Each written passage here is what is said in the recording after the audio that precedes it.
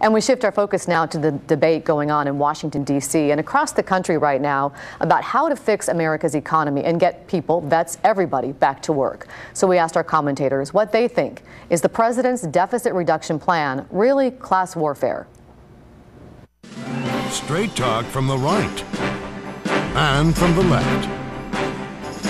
25 years ago, in the reign of Ronald Reagan, not generally considered the Bolshevik era, the top 1% of Americans earned 12% of the national income and owned 33% of the national wealth.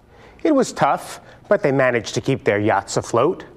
Today, the top 1% takes in almost 25% of the national income and owns nearly 40% of the national wealth.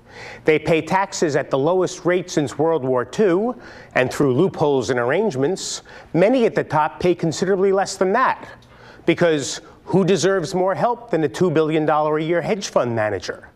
And if someone asked if the upper income group could pay 3% more, the rate they paid in the 1990s, when they somehow managed to get considerably richer, their political and media mouthpieces faint dead away and complain about class warfare.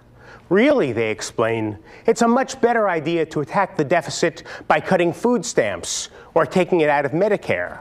It's much better to wage class warfare against the people who've been losing it for decades. Besides, we're told, a rising tide lifts all boats. But our tax policy mostly lifts yachts.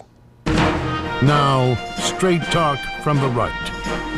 It's worse than class warfare. This president has presided over a country with millions of people out of jobs, housing prices that have destroyed the net worth of tens of millions, and a government drunk on spending borrowed money. And his solution is tax the millionaires? Let's throw a few facts into the mix. In 1986, when a real president named Reagan cut taxes dramatically, Americans who made the average income paid 6% of the federal tax bill. Today, that same group pays 3% of the total. Rich folks at that time paid 26% of the federal tax bill. Today, they pay 40%. Senator Mitch McConnell has pointed out that if you doubled the taxes on America's millionaires, you'd only pay for 3 months of the federal government's insane borrowing. At the same time, the IRS says 51% of Americans who work for wages pay 0 federal taxes. And the president's solution is to serve up a take-it-or-leave-it proposition, tax the millionaires more, and let the government continue to spend our way into trillions of debt. No, that's not class warfare, is it?